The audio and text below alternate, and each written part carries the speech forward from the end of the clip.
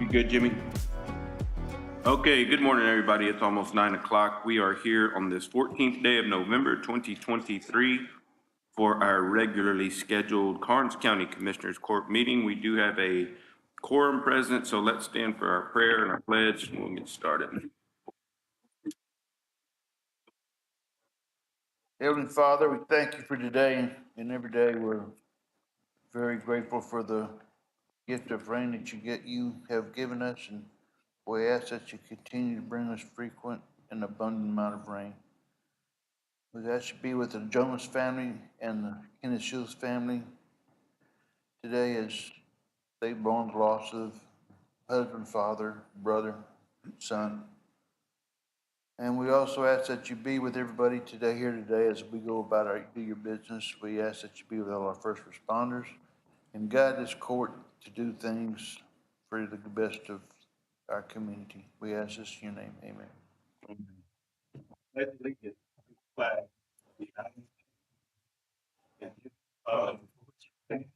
One.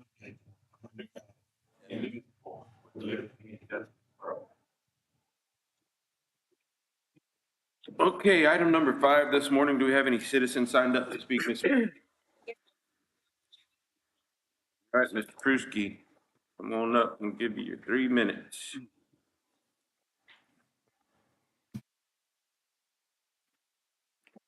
Good morning. Morning. I appreciate y'all letting me speak this morning on behalf of the Pruski family. I'm here this morning to address the court with the retopping of 181. So many times people come here to complain or ask for help, but this morning, me and my family are here to extend their thanks for y'all getting a job done on 181.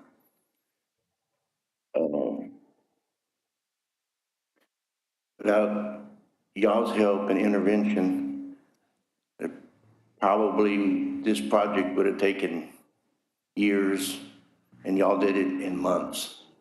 It's really amazing. I really don't know how y'all did it, but it was a team effort, not one individual. Everybody stepped in and did their part. It's sad that the state had to rely on y'all to get involved and get this job accomplished. We feel that you'll probably saved a lot of lives on getting this project done. On behalf of the Pruski family, we appreciate every and each and one of y'all stepping in and getting this job accomplished. Years ago, y'all did it. Guys, I don't know how y'all did it. State usually take years to get this done. Y'all did it in months. It was a group effort, not one individual, but the group. That speaks highly of all and each and one of y'all. That's all I have to say. Thank y'all. Thank you, Jerry. Thank you. I'm sorry, do we have any others signed up to speak this morning? All right, item number 6, discuss, approve, disapprove. Discuss the grant award to the 81st Judicial District's Attorney's Office for the 81st to 18th District Medical Examiner's Office and discuss and approve the amended interlocal agreement. Audrey? Good morning, Judge. Good morning, Commissioners. So I have great news for those of you that may not have heard. The Governor's Office obviously agreed with y'all whenever you came and signed, when I came back and presented to you guys in the past and you signed the interlocal agreement, that you were on board with starting a medical examiner's office for our district. They awarded us more than we even originally asked, $10.8 million. So that grant is going to cover the cost of the construction. It will also cover the cost of the very expensive equipment that medical examiners use, as well as toxicology, so that we can have toxicology results along with the autopsy. So this is important for our community, obviously, because instead of taking a year for autopsy results for people who want, to know the answers to what happened to their loved one, file life insurance policies, or in our case, have a murder trial. You can't do any of those things without an autopsy. And so this will basically be the start of this of this progress. The grant official start date was September 1st. However, we didn't get the award till November. So we were just notified of the award. So we're already 2 months behind because the grant will run through August 31st. Of course, we'll ask for extensions because with getting the architects and the contractors and things like that. So I don't anticipate any problems with that occurring. In addition, we have a consulting medical examiner, obviously, who's been working with us and will continue to work with us throughout this project. And they had a suggestion to our interlocal agreement, which was maybe to add, in addition to county judges or commissioners, to add a fire/EMS type person, as well as maybe the sheriff's office. But also we want to keep this working board size somewhat small. So my suggestion was to give, since the smaller counties, Karnes County has one person on the board under the interlocal agreement, so does Frio and LaSalle, was that those 3 counties, it would be their fire or EMS person that be part of this voting board. And so my suggestion was Casey Ebram from Karnes County, because he has really stepped up and done amazing things with the EMS here. As someone who has the ability to see how all 5 counties function in all those aspects, I think he is a shining star for sure.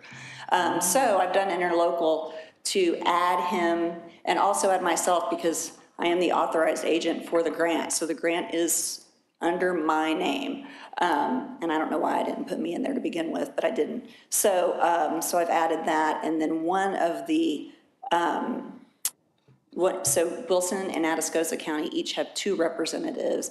And so this, under this interlocal, one of those representatives from those 2 counties would be a sheriff. So those are the changes. It's nothing, we have an existing interlocal. As far as I'm concerned, we probably need to move forward with requests for bids one way or the other for architects so that we can start the ball rolling. But I wanted to, one, let you guys know that we've got the full funding for this building and it's starting to happen. And then 2, just let you know that I think that we make those small changes to the board makeup and that gives extra representation for Karnes County too, so. And then also to ask if the judge or someone else would be willing to be the representative for Karnes County. Absolutely, I'm happy to be it. Okay. So, because it will be a lot of extra work, for sure.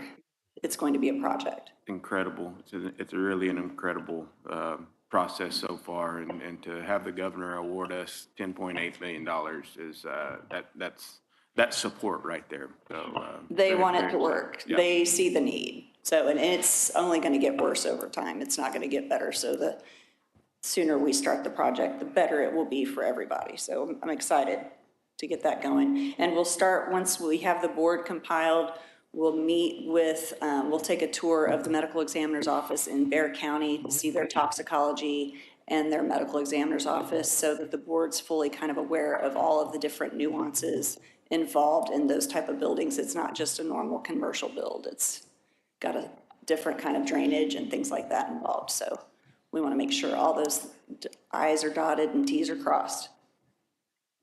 So what questions do you guys have? I've got one question.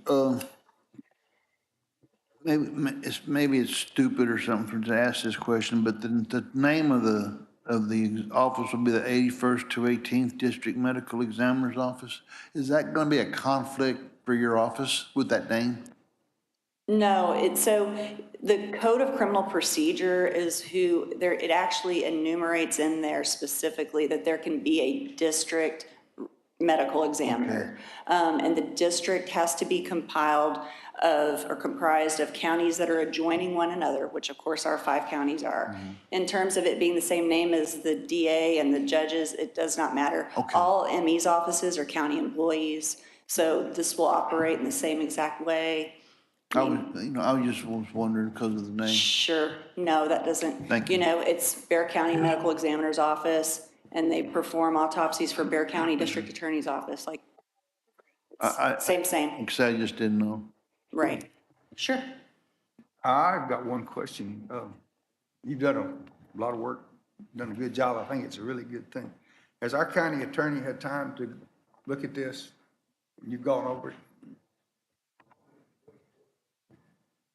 Sir? Have you had time to look at this revised deal and go over it?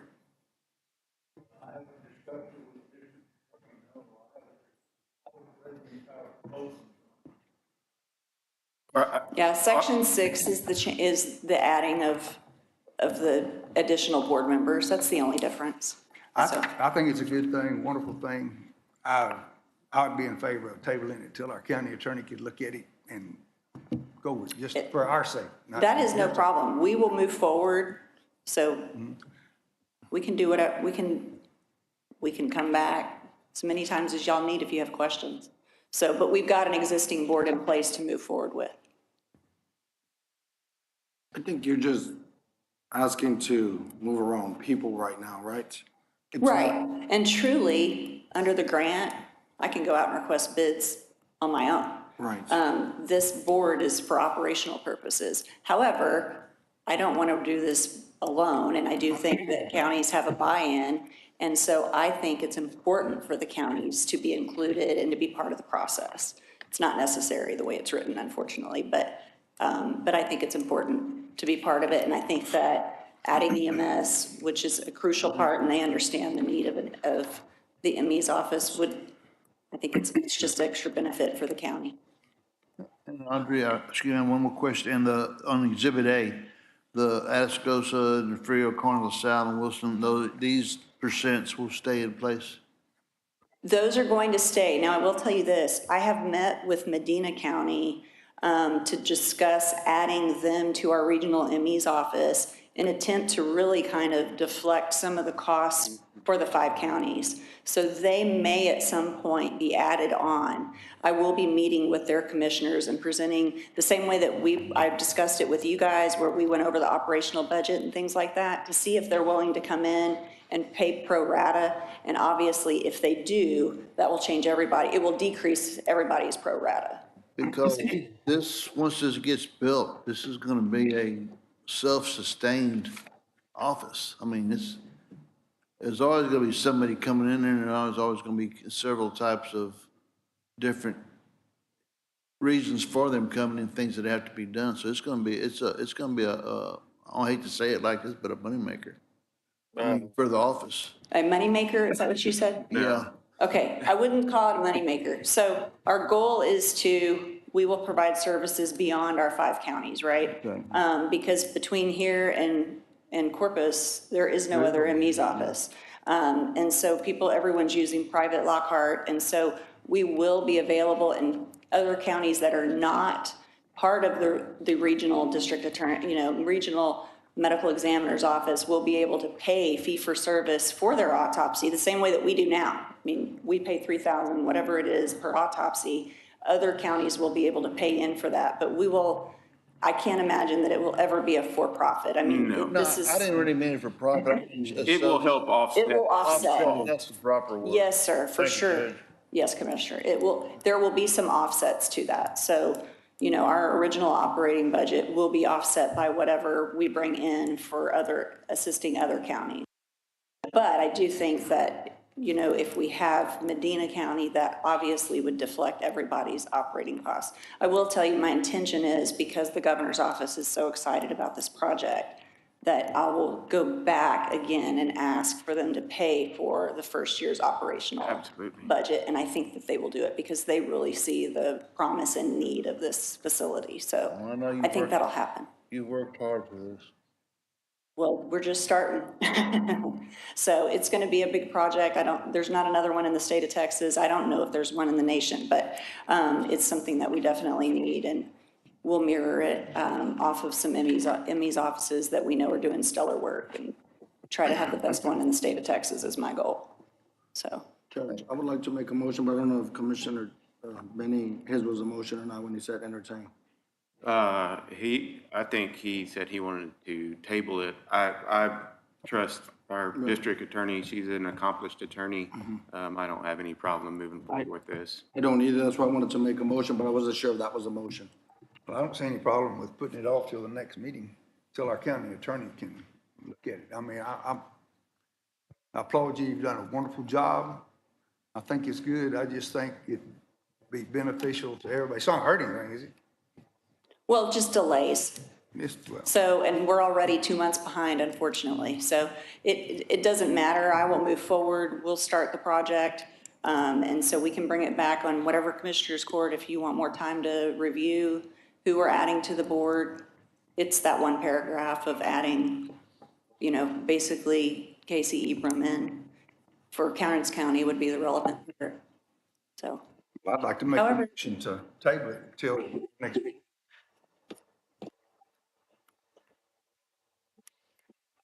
Is there a second for tabling it?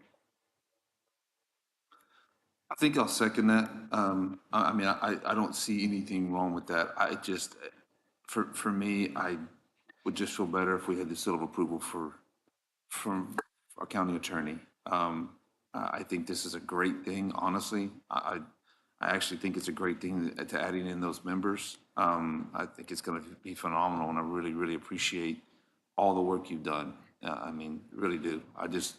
For me, I just want to make, I would approve of getting the seal of approval from our county attorney. Sir? No, sir. Okay, there's a motion and a second to table it. All those in favor signify by raising your right hand. And anybody opposed to that? I'm opposed to it. I think that we should pass it today. I think so too. All right, so the motion fails, so I'll entertain a motion Yeah, to, well, it was- I'll make a motion. I'll make a motion on item number 6 to approve the amended interlocal agreement presented today by our district attorney. I'll second. motion and second. All those in favor signify by raising your right hand. Opposed, 1, 2. Motion carries 3-2. Thank you, Audrey. I'll get this signed and get this moving along. Thank you for all your hard work.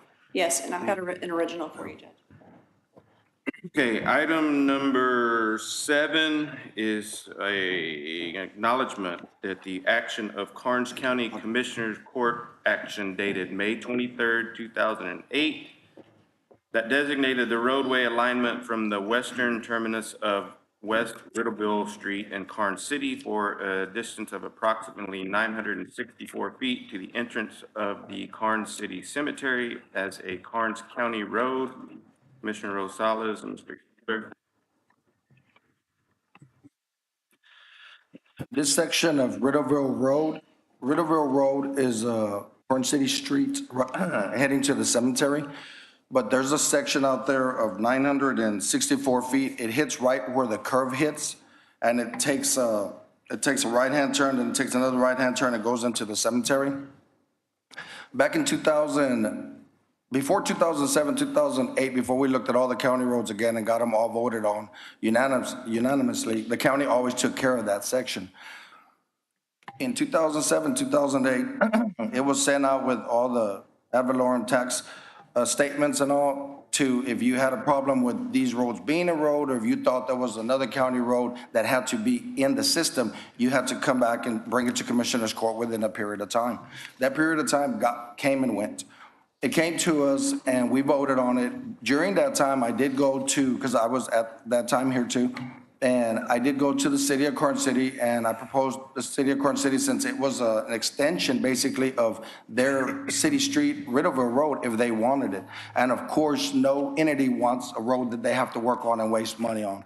So, and which is not a problem. We refuse roads. In the past, we've refused roads too.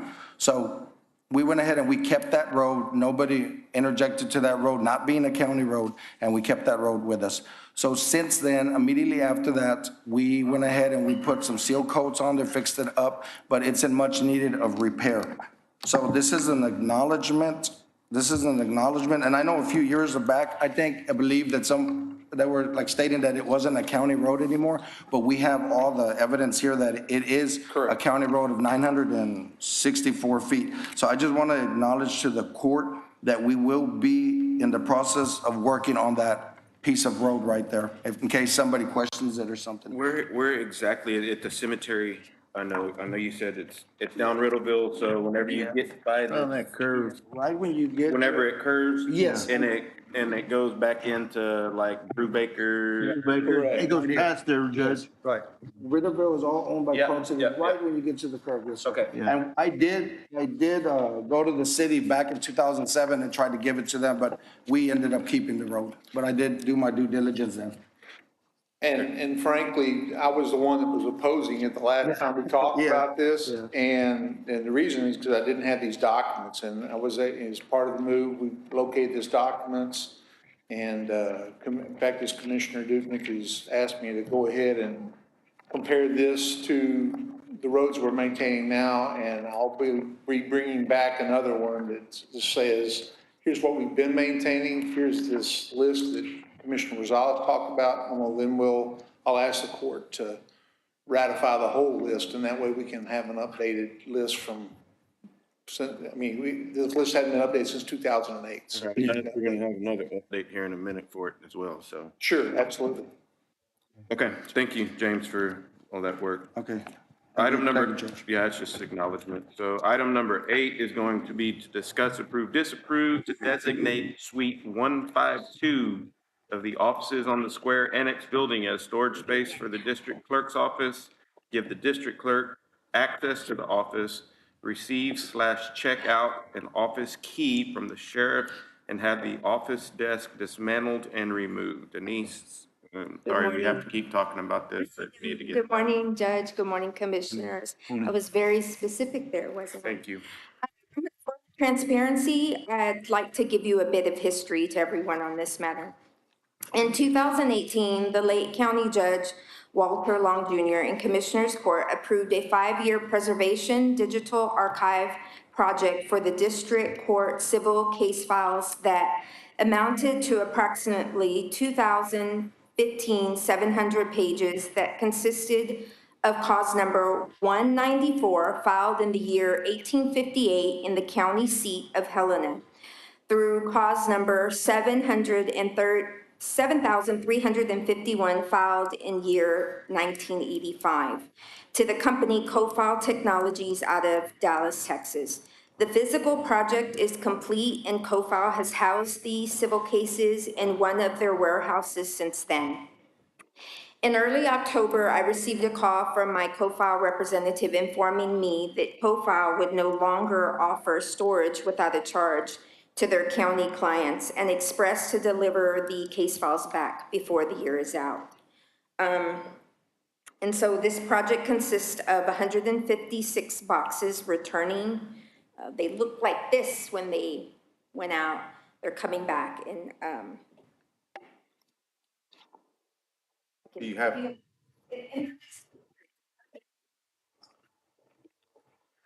So,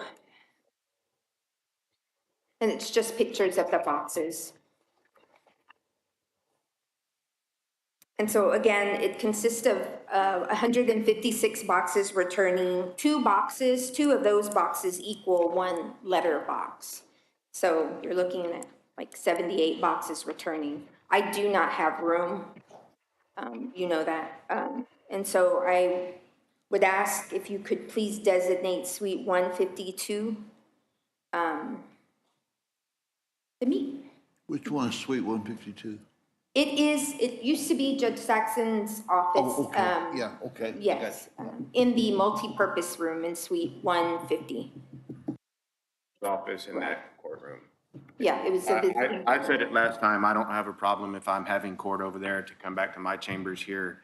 I'm happy to let a district judge, if they need to use, or a statutory probate judge, if we have something that kicks up, I'm happy to let them use my office. Happy to, help Denise and get her what she needs to get done, but this is something that needs to be done. Any other questions, concerns, comments from the court? I move we approve item number 8 as stated. Second. Okay, I have a motion and a second. All those in favor signify by raising your right hand. Anybody opposed to it? No. Motion carries. Thank you, Denise. We need to get that to her today. And also, who will dismantle and remove the desk for me, and where will it go? Renee and Junior can do that and move it to storage somewhere. Okay. Thank you again. Yeah. Item number 9, discuss, approve, disapprove, abandoning and vacate a portion of Fifth Street, which is located between County Road 375 and County Road 373 in Karnes County, Texas, being a 3-1 tract of land in the town of Hobson. This is a request of landowner Gene Gavlik. Furthermore, Mr. Gavlik owns property on both sides of Fifth Street. Benny Lissy? All right, well, Mr. Gavin approached the county about this, here a while back, right? Several years ago. Yeah, it's been right 5 years ago when I started it. And, Now I'm just trying to close off the one between block 22 and block 25 of my house, not the other roads. and I've discussed this with our road and bridge engineer. And what did you find about it? Show all my list of roads and good maintained, I feel like it's been, and it's pretty much just over dirt, so this is not gonna impact. Really not gonna impact my budget at all, and it's back and maintaining the road. And he does own the property on both sides of Yes. the so-called street. It hadn't been maintained ever, has it?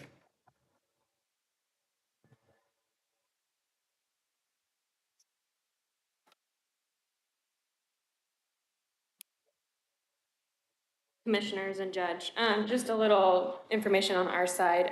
We have spoken with Mr. Gavlik, and the road has not been used for at least 48 years. He's mowed it just to keep it, usable for himself, but it has not been used for 48 years. We did a title search, and he does own the mineral rights for the property, as you'll see for the plat information for the Blowfish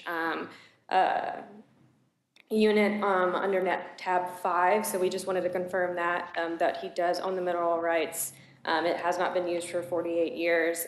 We posted proper notice with the countywide on October 19th, at the courthouse on October the 11th, and 2 locations within the vicinity of the road on October the 12th. So proper notice has been given. Mr. Gavlik has done everything on his end to make sure that all strings are tied up to get this taken care of. Are you working with Langley Manac? Yes, and I do. I work with Langley and Benak. And so we are respectfully asking the Commissioners Court to abandon, close, and vacate the road and sign the order, which I have with me today. Since he owns both sides already, he owns the mineral rights to the center of that, Yes, sir. what y'all were talking Yes, sir. about. The surface was there, I think it's a 0.3 acres was just owned by the city, but like we've established, it hasn't been used for 48 years, but he does own the subsurface mineral rights to it. Well, I'll move that we abandon and vacate a portion of Fifth Street, which is located between County Road 375 and County Road 373 in Karnes County, being a 0.31 tract of land in the town of Hobson at the request of landowner Gene Gavlik. Furthermore, Mr. Gavlik owns property on both sides of Fifth Street. Second. Okay, we've got a motion and a second. All those in favor signify by raising your right hand. Anybody opposed to it? All right, here you go, Mr. Gavlik. Thank you. Thank you. Get me that original and I'll sign it. Thank you, McKenna. Okay, item number 10 is to discuss, approve, disapprove, approve the contract for DRG Architects LLC, San Antonio, Texas, to provide design and construction administration services for a new Justice of the Peace building to be located in Falls City, Texas. Any Lissy? Judge, I'd like to table this till our next meeting. I have a meeting tomorrow with the architect to answer some more questions. I would like to get some more information on it before I bring it to court. And I'd sure like to be involved with that. I've told Perry that as well. As head of the Commissioners Court, I'd really like to be a part of that. So please keep me posted going forward, okay? Okay?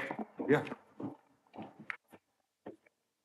All right, item number 11 is to discuss, approve, disapprove a resolution authorizing the recertification of a Texas Home Investment Partnership Program Reservation System participant agreement to the Texas Department of Housing and Community Affairs, authorizing myself, Judge Hedke, to act as the county executive officer and authorized representative in all matters in the home program reservation system.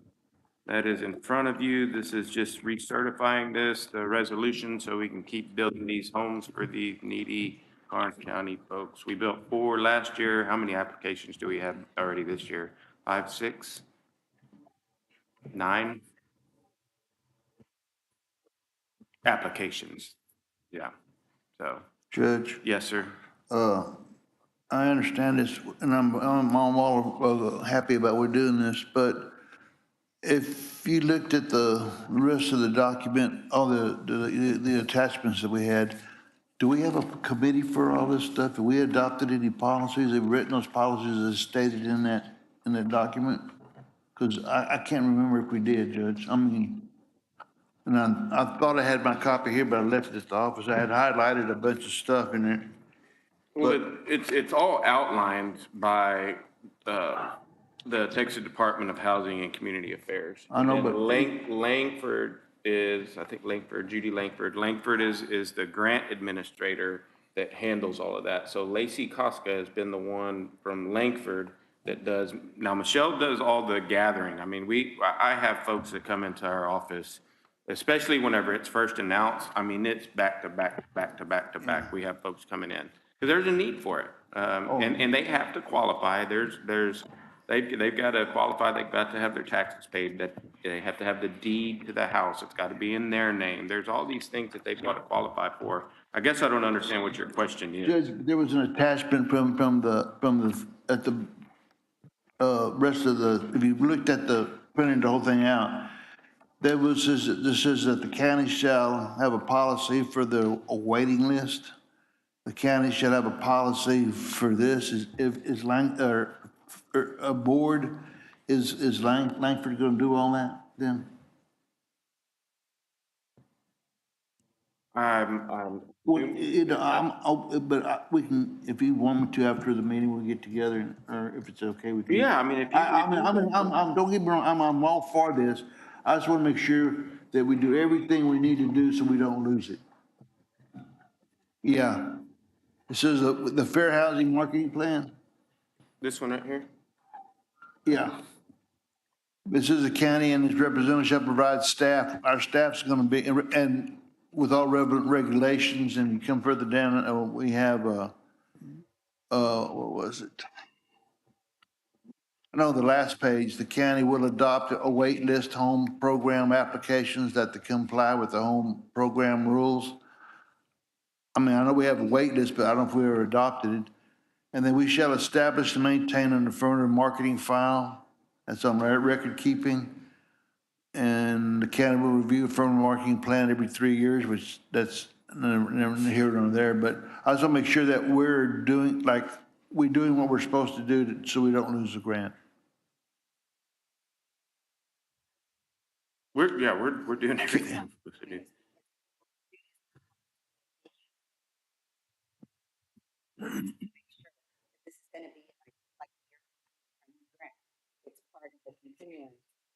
You know, like it says, the county shall keep up-to-date records based on census data applications, surveys about community residents. Have we done all that? Langford has? And then if you look at the grant, they listed these towns, they listed all these churches here, and one church in Kennedy and everything else is in Karnes City. There's one in Runge, but the VFW in Runge, but why not Falls City or somebody else? I mean, is that a Langford question? Okay. Judge, how many houses can they build? Like, I mean, is there a limit or is there? Okay,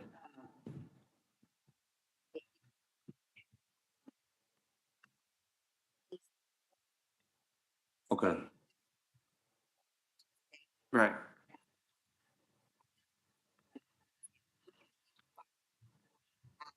Okay, so only 5 at a time.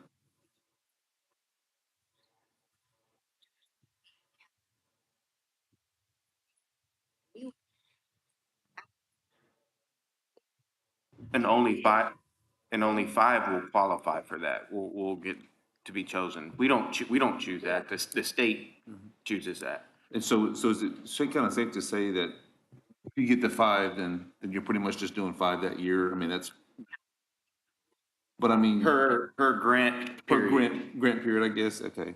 Okay, Like we just did it, well, I guess it was summertime, right? We did, okay. we did.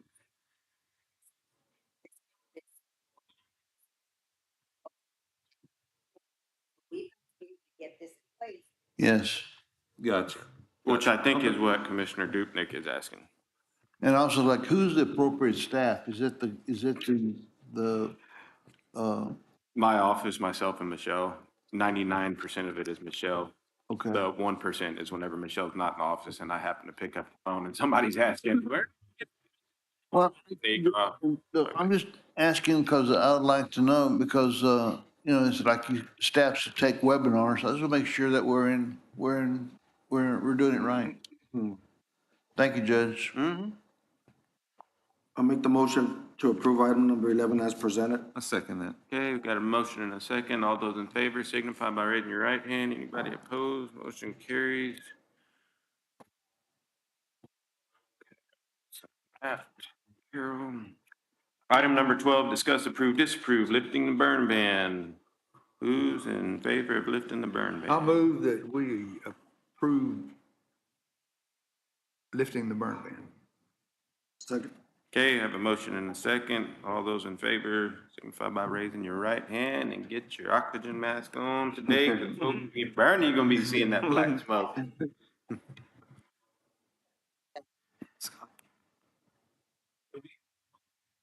Still call, yeah, if you're planning on burning, still call the sheriff's office, call, the fire department, and let them know that you're gonna be burning, where you're gonna be burning.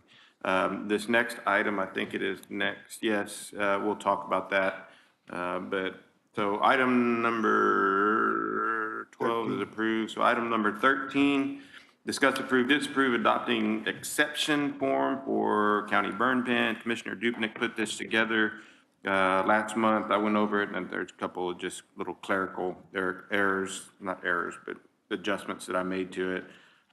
Each one of you should have a copy. If you don't have a copy, y'all can look at mine. Basically, what this Karnes County Emergency Management, Karnes County Burn Ban, Karnes County Burn Notice exception is, it's something that will be, can you not hear me, Doc? It's going to be a document that we'll keep. It will be, this statement represents that X is the tenant, operator, landowner for the burn of the burn location. You're going to have the location of the burn, which will be a physical address. The notice will be valid from X to X, time to time. Commissioner Dupnick put in there, and I agree with it, especially if we're in a burn ban. This will be only if we're in an enforced burn ban, is that you can start burning in the morning, but by dusk, that fire needs to be out, okay? And it also has your applicant name, the applicant address, contact phone number, and an alternate phone number as well. Karnes County burn procedures, red flag warnings, don't burn, always check the weather for advisories.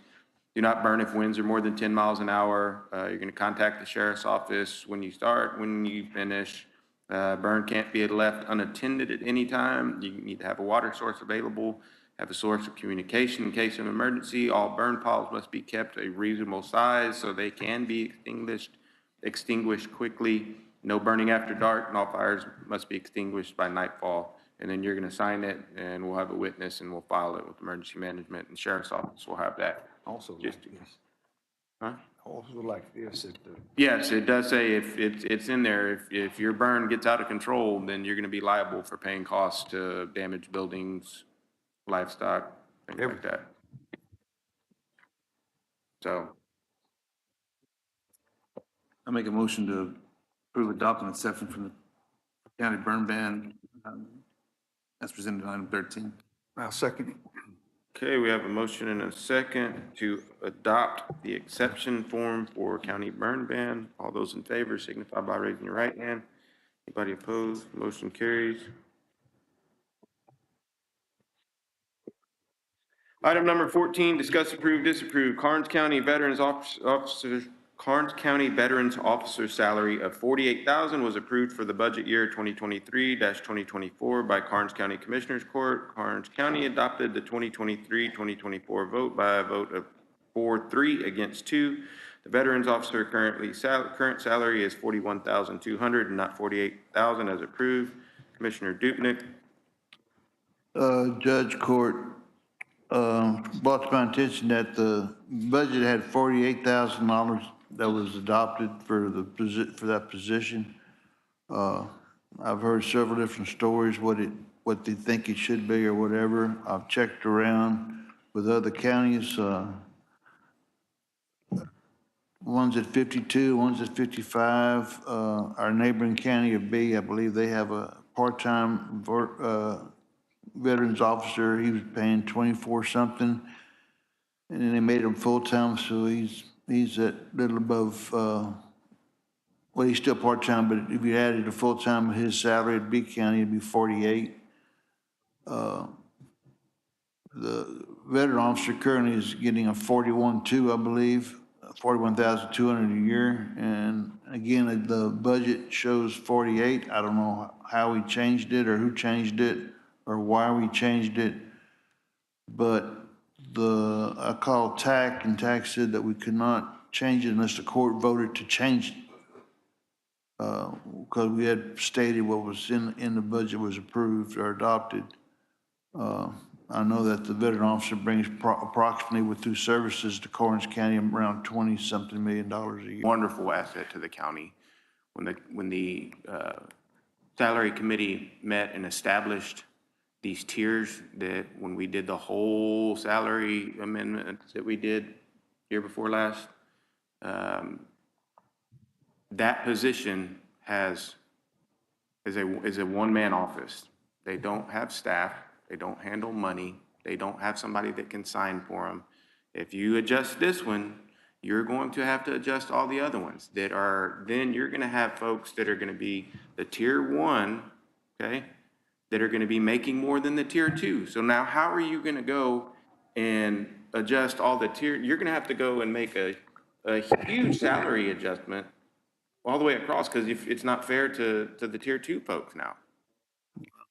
I'm not in favor of the tier anyway, but Tom, do we make an adjustment? You salary? approved it. Well, I don't remember, Judge. I've slept since then. Has there been an amendment to this fact? Amendment meaning what? Well, evidently we made an amendment to the Veterans Office. I don't remember. I remember we voted some amendments, but did we do that?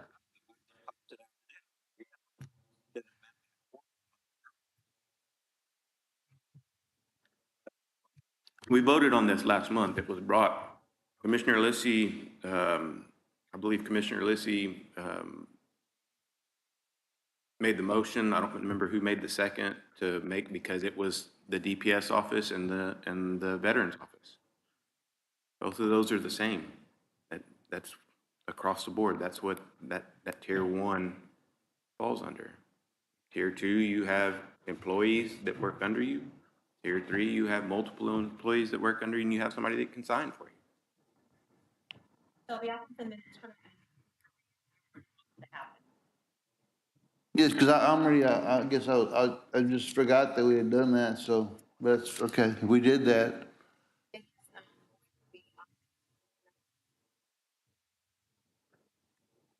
Okay, I'll stand corrected. I'm only just asking because. All right. Thank you, Judge. Any other discussion for item number 14? Yep. Yes? Yes, discussion. I was just trying to find out. Okay, is there a motion to disapprove or approve? Any more discussion? I move discussion cease. Okay.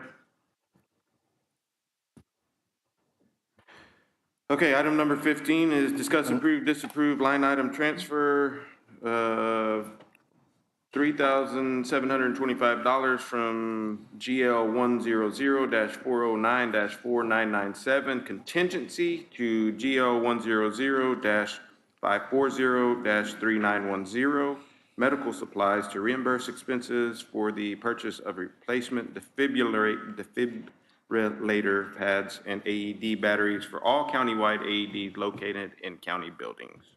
Good morning, Judge and Commissioners. Should be knowledge of everybody on the court and maybe listening. Majority of almost every county building has a automated external defibrillator AED located in it. So the time has come, it actually has lapsed to replace the defibrillator pads, both adult and pediatric, and the batteries. So the batteries are generally a 2-year life, whether you use them or not. Though they're probably still good, it's recommended by the manufacturer to replace those, as well as the pads generally have a 2-year shelf life. So the total cost to do that across the 18 devices in the county buildings, to include one AED that's in one of our vehicles, as well as 2 defibrillators that are in the jail, totaling again 18 across the county, is the cost as stated in the agenda item.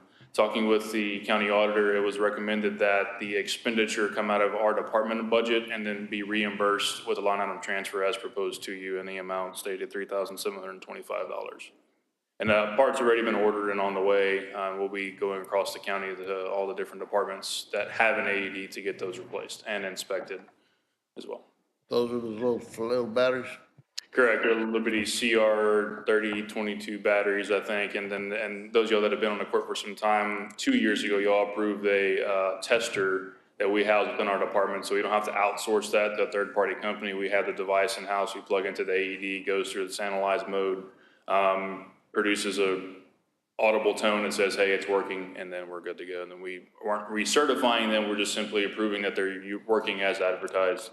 To the point that eventually we'll have to replace the devices, but we're 5 or so years away. Adult and child pads? Adult and child pads, correct, yeah. And I'll tell you, the adult pads are relatively inexpensive. Pediatric pads are rather expensive, but I'm not gonna be one to say, well, we're not gonna house pediatric pads. So we're gonna replace both pads in all AEDs across the county. Hoping we never have to use them. Correct. Any other discussion from the court? I'll make the motion to approve item number 15 as presented. Second it. Have a motion and a second. All those in favor signify by raising your right hand. Anybody opposed? No. Judge, if I may, can we go to item number 17 first? And then go back to 16? Yes, sir, and come back to 16, yes, sir. Okay. Item number 17 is to discuss, approve, disapprove, declaring 3 Stryker Power Pro EMS stretchers, serial numbers 121041006, 120940206, and 131039809 as surplus, and allowing their appropriate sale. Good morning again, Commissioners. Stretchers. And Judge, so we had, with this current fiscal year 24 budget, a capital outlay expenditure, we had been approved for the purchase of 4 new Power Pro 2 stretchers. The average life of a stretcher is 7 years. We far surpassed that with our old cache of equipment. So of the 4 old stretchers, we're requesting the sale or declaration of 3. Reasons being, we'll maintain the newest one that still has within its service life, recommended service life, as a spare inside our department. Generally, stretchers do not break, but if we're involved in a motor vehicle collision with one of our ambulances, likelihood is high. That stretcher is out of commission until it's inspected. So in order to keep the truck on the road, we want to maintain a spare stretcher. And it still has an active service life. So the 3 serial numbers that provided to you, it's our recommendation we declare those as surplus, and then going back to agenda item 16, we'll talk about their sale. I'm happy to answer any questions on. Any other questions for Casey on item number 17? We need a motion. Move we approve declaring 3 Stryker Power Pro EMS stretchers as surplus and allowing their appropriate sale. Second. Okay, there's a motion and a second. All those in favor signify by raising your right hand. Anybody opposed? No. Motion carries. Item number 16 is to discuss, approve, disapprove the sale of previously declared surplus items, EMS stretchers, to Master Medical Equipment for $5,000 each. Master Medical Equipment is an authorized purchaser/reseller for Boundtree Medical and will provide payment in the form of an accurate credit or mailed check. Casey? So for the sale of the 3 surplus EMS stretchers, our primary medical supply company has an authorized reseller purchaser, which is Master Medical. So they buy back capital equipment from agencies that surplus it.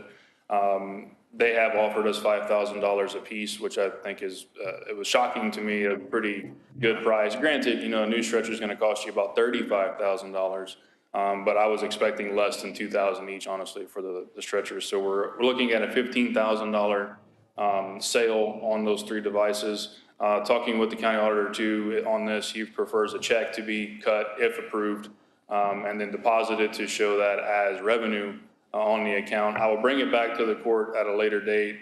It would be the request of our department to consider to the court to use some of that surplus for another capital project, but that's, again, for another discussion.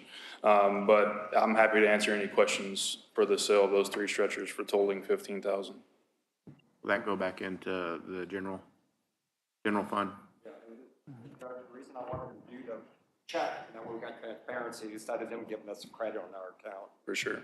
And to a degree, I agree with that as well, because again, that credit account for Boundary Medical would be used for just generic medical supplies, though we could potentially earmark it for a capital project. I do agree with the auditor's recommendation on that. Any other questions, concerns for Casey? Make a Item motion to number approve 16. item number 16 as presented. Second.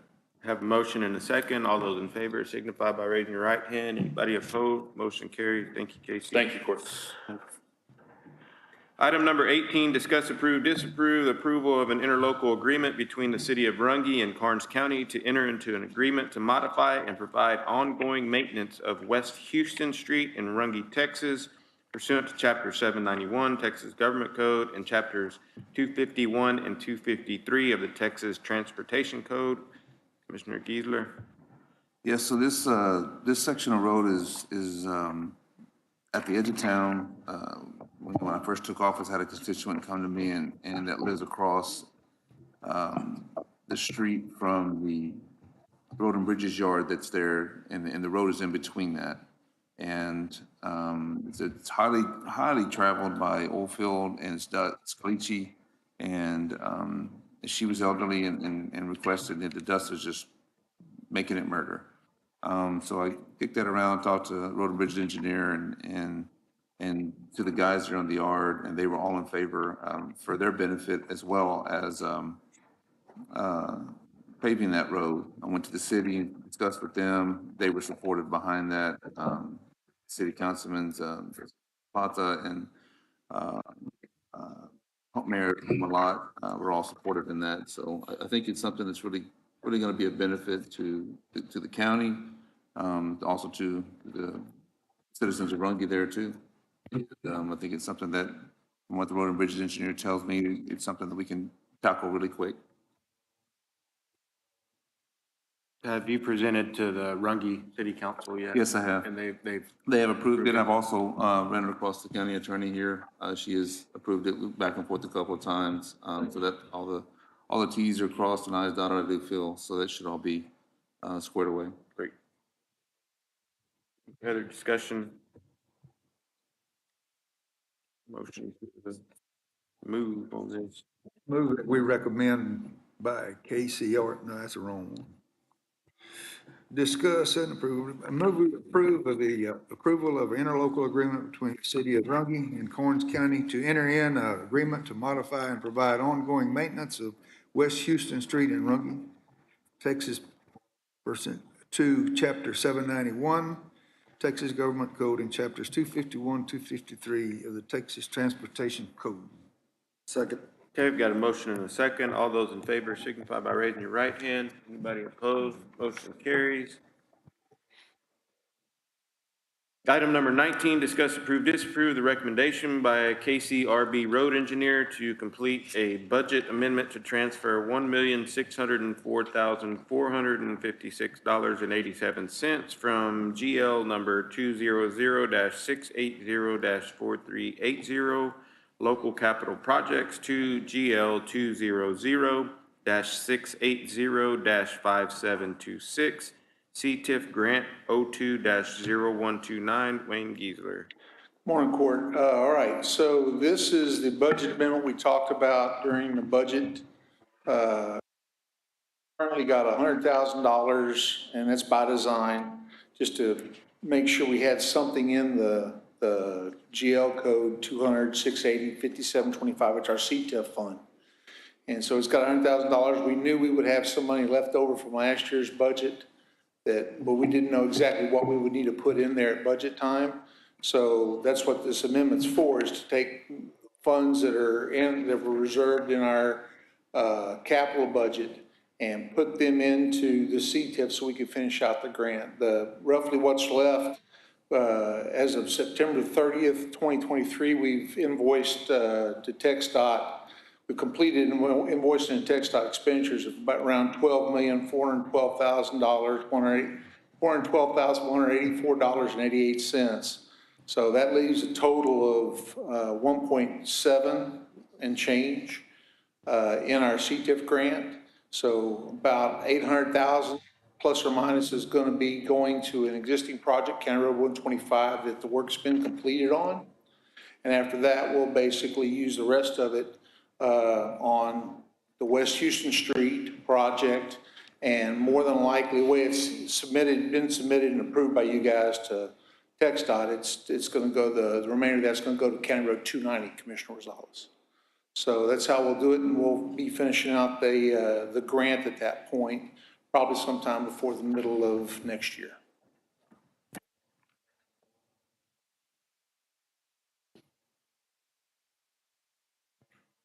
Any questions? Make the motion to approve item 19 as presented. Second it.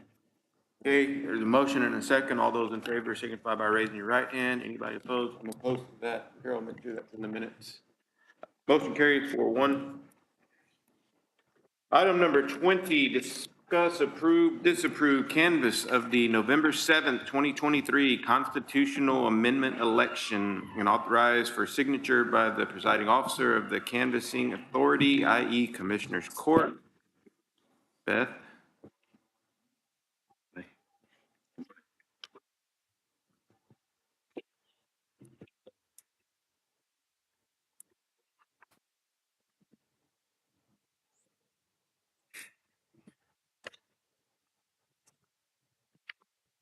Good morning, Commissioners and Judge.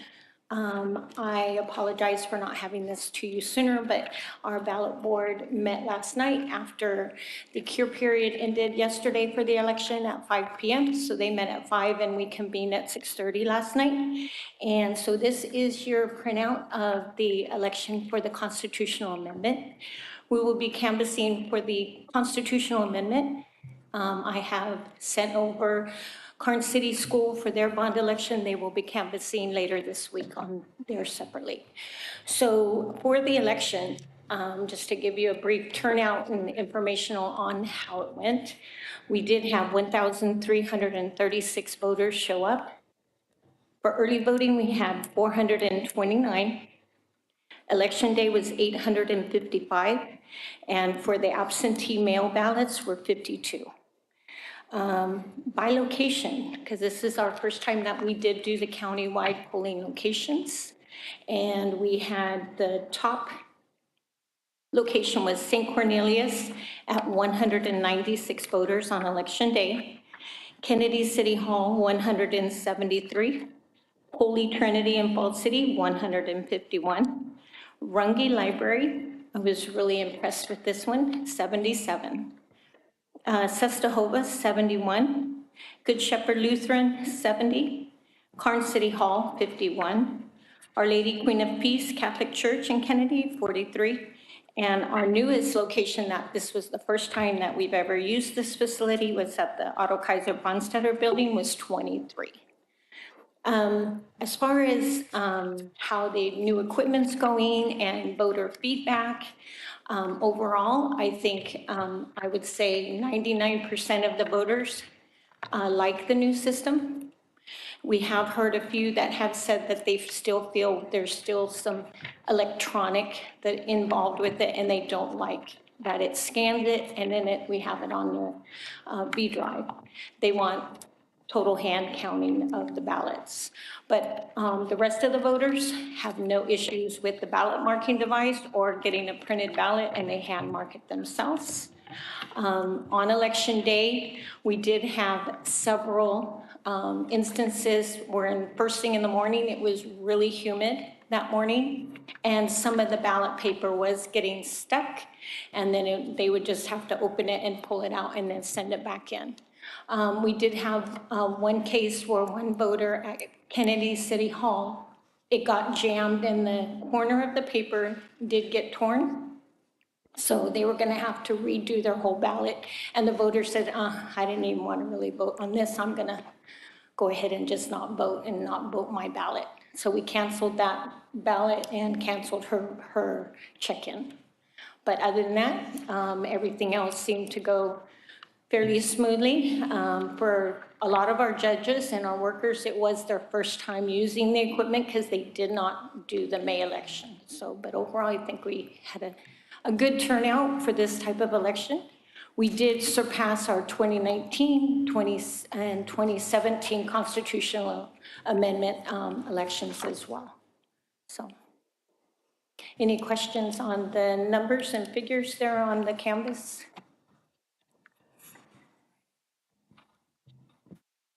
Karnes County only voted against 2 out of the 13.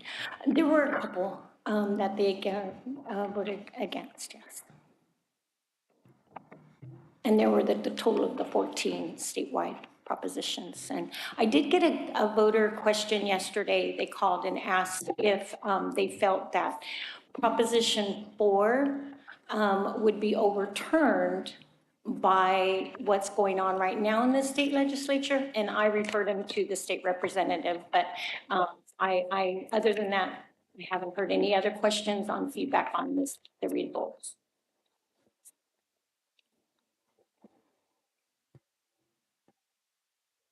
Any other discussion? Make the motion to approve item number 20 as presented. I'll second. Okay, motion and a second. All those in favor of canvassing the election signify by raising your right hand. Anybody opposed? No. Motion carries. Item number 21, discuss/take possible action. Properly qualifying certain Karnes County positions that meet exempt qualifications based on eligibility requirements. Commissioner Dupnick. Judge, again, I was just through conversation, if we can make this a discussion item, I think there's some positions that we've had that we've never have, maybe they just miscategorized, you might say, based on their, I guess, I'll give y'all gonna use tiers, I guess, tiers.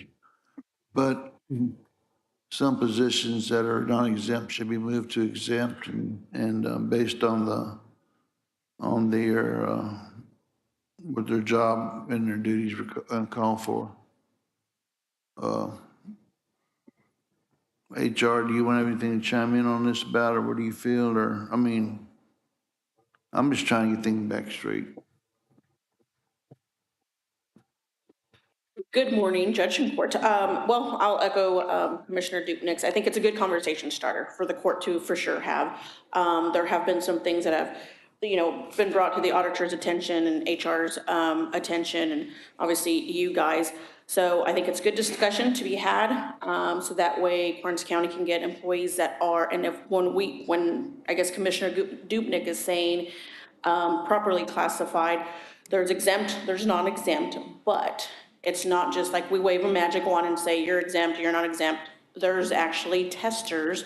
We have reached out to TAC, once this was brought to our attention, that are through the FLSA, Fair Labor Standards Act, that do have certain criteria that we look at positions and say, okay, does this position do this? Does it do that? No, okay. So, and it tells you from there where they're qualified. So it's a good conversation to start having and discussion for you all to think about. And I guess my 2 cents would be, while it's being discussed, let's probably move forward on it, not, let it lag around for several months or a year. Let's tackle this and just make sure that everybody is fairly consistently and properly categorized as they should be.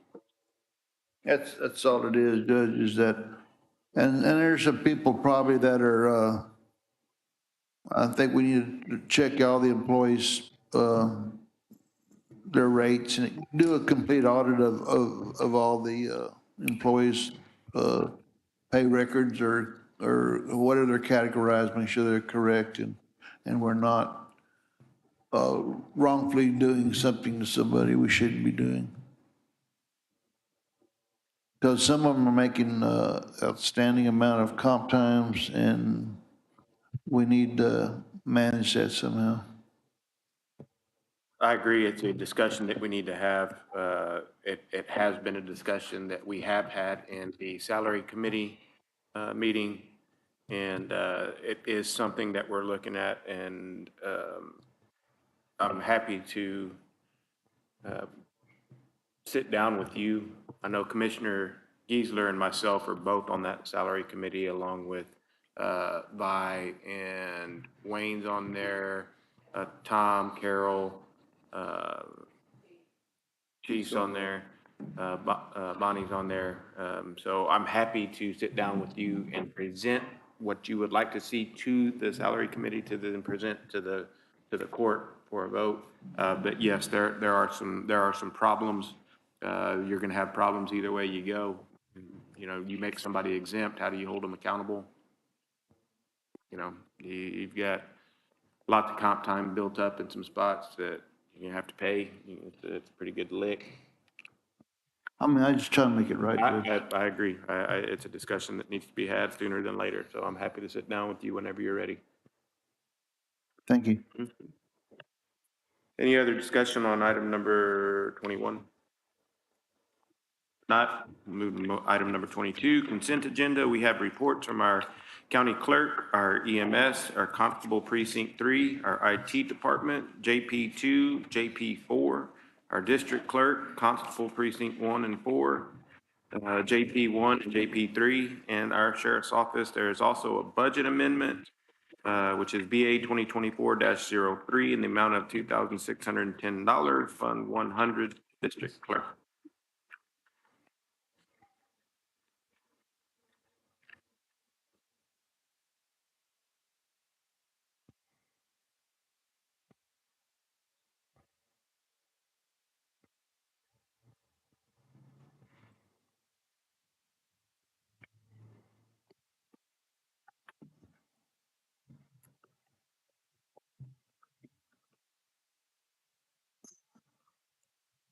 Tom, what's the budget amendment from District Clerk, IT? Judge, that was for the software upgrade that the district clerk had to do last month for the child support cases. Very good, thank you.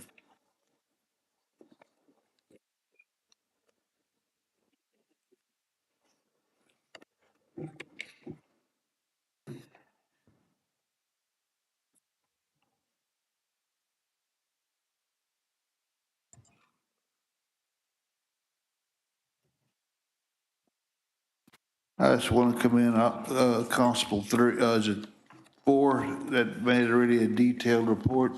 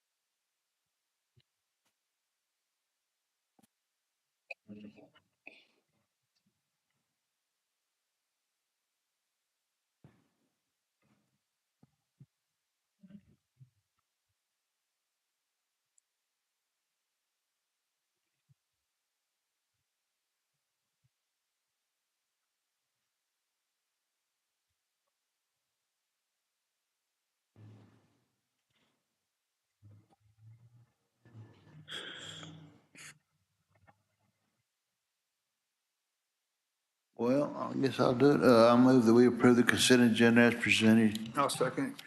Okay, we've got a motion and a second. All those in favor signify by raising your right hand. Anybody opposed? Item number 23, do we need to pull any of these reports? If not, we'll move to item number 24 and have updates from our commissioners, starting in precinct 1. The Texas Comptroller is developing a technical equity access and deployment assistance program, they're gonna call it BEAD, to help communities prepare for broadband. And it's to identify the broadband needs and barriers of a community and adopt them, map existing broadband assets and perform assessment and gap analysis on areas broadband not available. This will be brought up in the future, but we start off with broadband, it's bad, like, we're really moving and all of a sudden it's come to stop. So we need to decide what we're gonna do. If we need to find a company to help us, guide us forward or what, I really don't know. It's just something that we need to talk about in the future. And I know Judge has been working on it too, and With the assistance of Shelby. it's a hard thing to do right now. We're trying, you got all these companies coming in now that are beefing up and, I don't know, I'm just lost. We need somebody to help us, to kind of point us in a direction, I guess. The problem is the middle mile. Nobody wants to spend the money on the middle mile. The folks that are established already, they don't want to come in and they don't want to spend the money to get to town. That's the problem. Nobody, until this legislative session is over, that's what they're talking about right now is everybody's going to have their hands out. Well, we'll do it, but we want some money from the government to do it. I'm sorry, go ahead. No, Judge, thank you for your input. And also, I talked to LCRA here about a week ago. I was at a conference and thing, and the gentleman that came and presented to us, and he says they're almost in Karnes County now, and on the north end of the county. And he was, said if we needed to, he would like to come in and give a presentation, but that's for another discussion. This morning, everybody needs to be aware of Senate Bill 4 is on debate on the House floor this morning. Representative Raymond, Richard Raymond, will offer the amendment that would ensure the compensation to cover county costs, meaning that this, Senator Perry has created a new offense for illegal entry. It's going to be punishable about 6 months in the county jail. But it doesn't change the earlier version of his bill that says that they're not going to reimburse the county for apprehension. Correct. Not going to reimburse the county for prosecution. Correct. Not going to reimburse the county for incarceration. So I guess that's another one of my favorite words, unfunded mandates. So. Look at Senate Bill 4, folks, and pay attention to it and call your state rep, call your senator. Hey, look, it's not good for taxpayers. Thank you, Shelby, for bringing that up. Anything further? They're gonna have a lot of amendments this morning on that one bill, and then tomorrow, Senate Bill, I think 5 or something, they have another discussion on that one tomorrow. Also, in Senator Zaffarini's letter, her newsletter she sends out, I don't know if anybody reads it, but she did mention the Polish Historical Center as a shining, I guess she called it a shining star within her district. So it was a good little article to read. And also, on the emergency management side, I've been working on the THIRA. I finished the THIRA, the Threat Health Risk Assessment Form. I need to submit it today to San Antonio. And then also this morning at 9 o'clock, EFS Midstream, they had a meet and greet thing. They're out of their offices right there on the corner of Highway 239 and 72. So they were going to have a deal this morning about showing all their assets. I tried to get them to reschedule, but they couldn't. Tomorrow I go to McMullen County. We need the emergency manager, and within Atascosa and Wilson, we're going to meet over there, and we're going to just try to finalize bylaws for the LEPC program that we formed. And then tomorrow I go to REPAC, and that's in San Antonio. Thank you. Commissioner Precinct 2. Okay, first thing I'd like to do is thank all of our county employees for the hard work they do. And I'd like to wish Commissioner Dubnik well over the weekend. He had 3 stents put in. So take care of yourself. Thanks. We should have a complete paving of County Road 212 and 213 this week, weather permitting.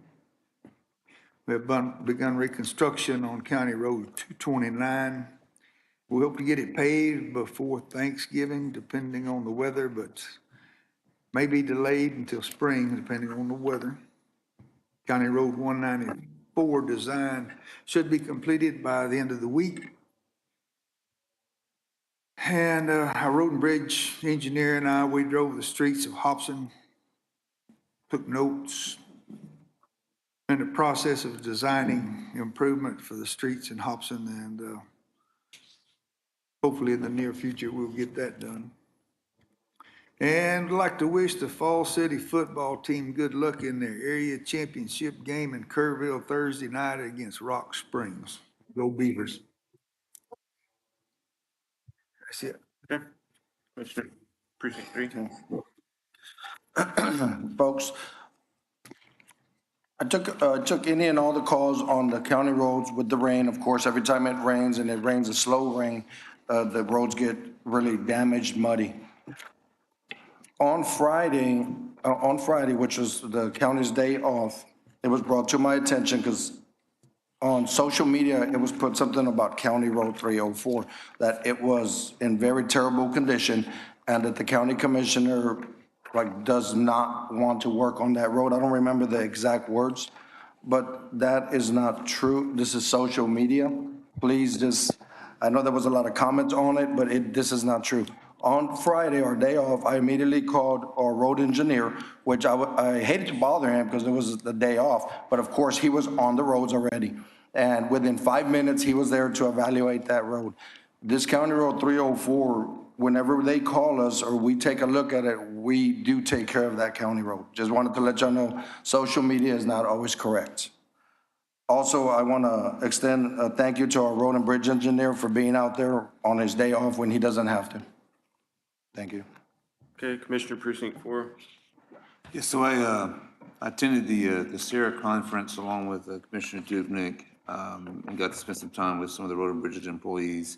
Saw a lot of interesting processes and procedures, and I would like to say it's a really good event to go to. Other than that, I did also get out whenever it was raining just to see some of the roads and see how they reacted to the rain, since it's been a while since we've had any of that. And so I've been checking those as well, but mostly just working on the Houston Street deal. That's it, Judge. Thank you. Item number 25, we'll have our reports from our auditor and treasurer. Tom, you're up first. All right, good morning, Court. You also have copies of the report for October.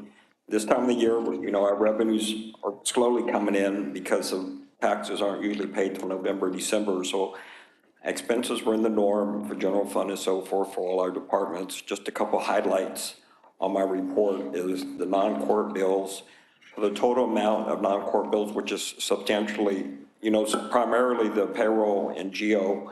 So the non-court bills were $8,121,386.23. That's the last page of my report, of which the GO portion was $7,114,755.48, and our payrolls about $860,000 between payroll and payroll tax. We had 2 payrolls last month.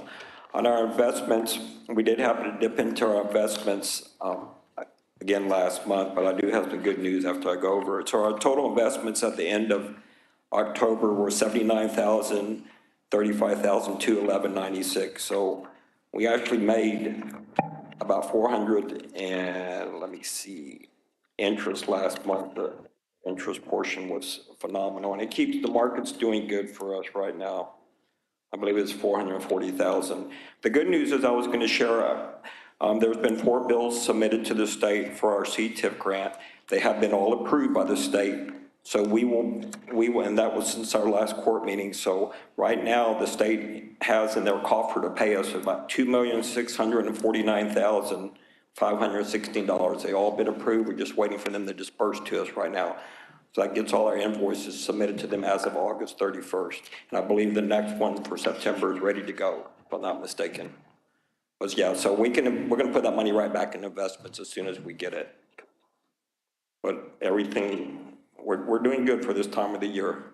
And I'm happy the state's getting ready to reimburse us for these funds right now. Thank you. Thanks. Lyra? Good morning, everyone. Balance as of September 30th, 2023, $82,206,931.68. Receipts for the month of October 2023, $26,297,032.97. Disbursements for the same time period, $27,451,892.86, for an ending balance as of October 31st, 2023, $81,052,071.79.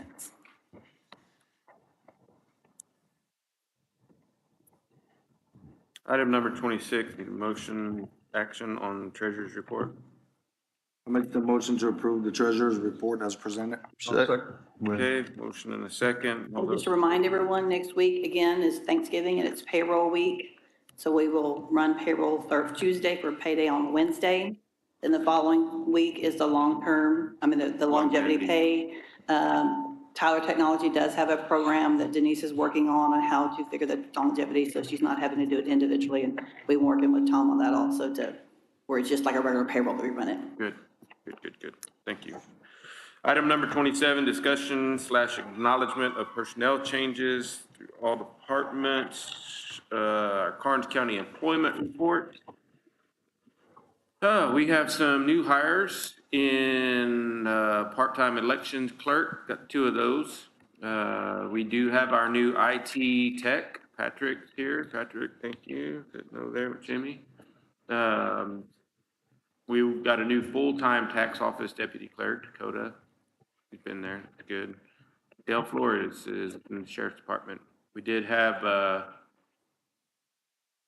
couple of resignations/terminations in maintenance and deputy in the SO. No retirements. Currently hiring for road and bridge maintenance tech 3 position, sheriff patrol deputies. And item number 28, payment of bills. Okay, Ford, I sent the bill list out last Thursday. The total amount of bills for today to be considered are $1,000,655.75. The high dollar items for this bill list is, we're paying for the EMS stretchers out of capital outlay, it's $130,000. And then out of ARPA funds, we're paying $118,852 on that.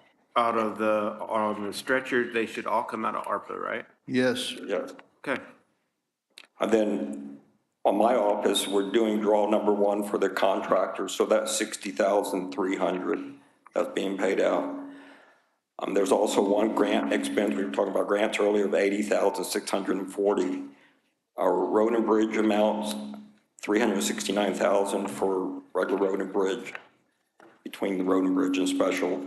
I only have one change on, it's not a dollar change, it's just a vendor change on page 6. We had compliance associates management for the fire alarms, and that was, I got the change form here, Carol, it should be Communication Systems International.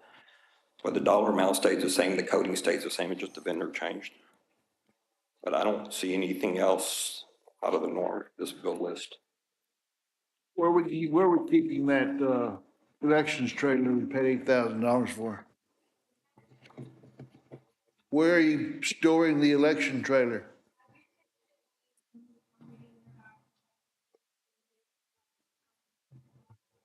Okay, I just don't know where we're putting it. Is it covered?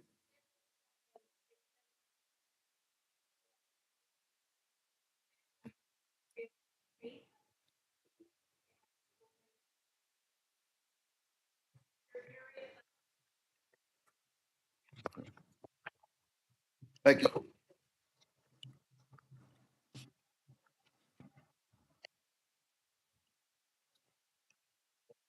Any other questions on the bills? Make a motion to approve. I'll make the motion, payment of the bills as presented. A second. Okay, all those in favor of paying the bills, raise your right hand. Anybody opposed? Motion carries. Item number 29, acknowledge that Commissioners Court will meet on November 28th, 2023 at 9 a.m. here in the Karnes County Historic Courtroom at 101 North Pan Maria Avenue, Suite 200, Karnes City, Texas. Item number 30, motion to adjourn. I move we adjourn. Budget.